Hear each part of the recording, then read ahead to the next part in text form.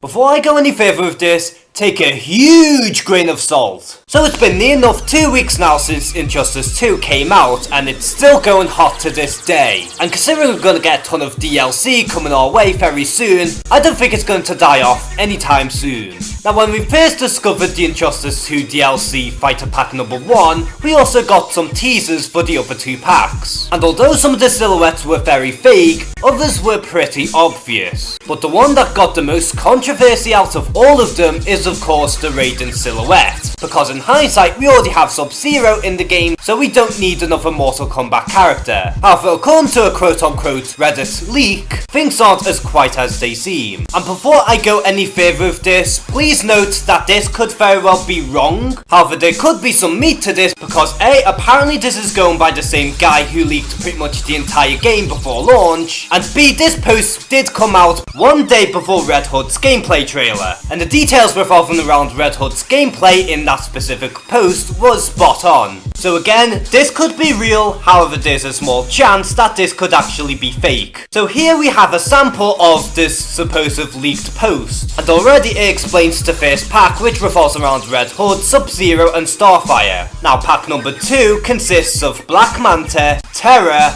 and Black Lightning, and pack number 3 has Beast Boy, Enchantress and Spawn. Now I'm gonna give my brief opinions on each character in just a little bit, but first I want to focus on this next paragraph. Now the paragraph says, and I quote, "The silhouettes in the DLC Fighter Pack 1, which is silhouettes, with the only 2 prominent ones being Black Manta and Raiden. Black Lightning was supposed to be a premier skin for Raiden, but after the backlash we decided to swap them." Now if this is really the case, then this is some really interesting stuff. And if this is really the case and that they're deciding to go with Black Lightning instead, I think this is a much better choice than having another Mortal Kombat character. However, there are some people who are actually pointing out the flaws in this statement. Because the thing is, when it comes down to developing each character for Injustice 2, they have to think about certain things like what gear they're going to have, as well as what type of costume they would need. Not to mention they have to program some of their movesets, as well as give them their own voice actors and all that good stuff. And it would be extremely weird if they had Black Lightning play exactly the same as Raiden, while Raiden is just a premier skin. However, the thing is, NetherRealm are currently patching up the first wave of DLC characters, and I feel like they're at the very early stages of developing the rest of the DLC characters. And I still think it's very plausible that NetherRealm had intended on using Raiden instead of Black Lightning. However, due to the backlash, they did have their own contingency plans. And maybe they knew exactly how to tackle Black Lightning, or maybe they just decided to use Raiden's moveset and convert them into Black Lightnings. And maybe they just thought out exactly what gear they would put Black Lightning if they were to use him as a playable character. But the main reason as to why I think that this is a very plausible theory is for one specific thing. Now it's no secret that all the DLC content from Injustice 2 will be spread around for an entire year. But the real reason as to why I think they're going to use Black Lightning instead is mainly due to the synergy with the Black Lightning TV series that's going to come out from CW, which is going to come out next year no less. And NetherRealm is no stranger when it comes down to synergy for other DC projects. And I even did mention a while back that I did have a similar theory in that instead of Raiden, they're going to use Static Shock instead.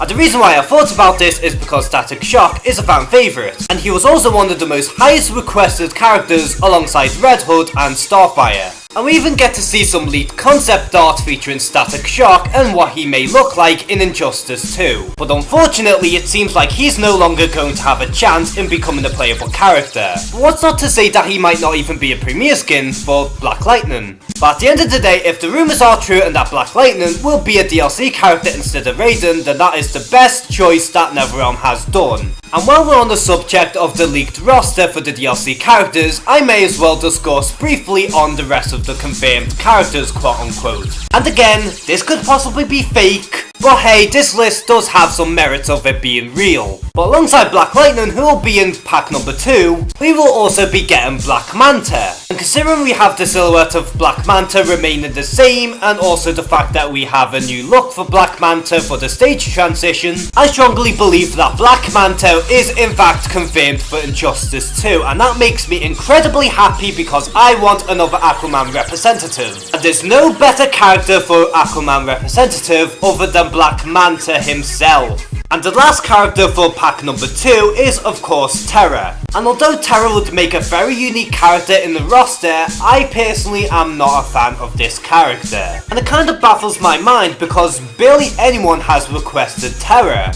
at least to my knowledge anyway. But to me Terra is one of these characters who I could just live without, but oh well. Now things get even more interesting as pack number 3 includes Beast Boy. And Beast Boy is one of the most requested characters in Injustice 2 and is also someone that I've really been hoping to see in the game. So I'm very excited to see what NetherRealm will do with this character if he is actually going to end up being in pack number 3. But alongside Beast Boy we are also going to get the Enchantress, who initially isn't a character that I was hoping would be in the game, but the more I thought about her, I think she would make a very unique character in the roster. And it will be very interesting to see what dark magic she could bring to the table. And admittedly, as much as I would love to see John Constantine instead, Enchantress is still a good way to go. And finally we get a character who everyone has been praying to see at this point, and that is of course Spawn.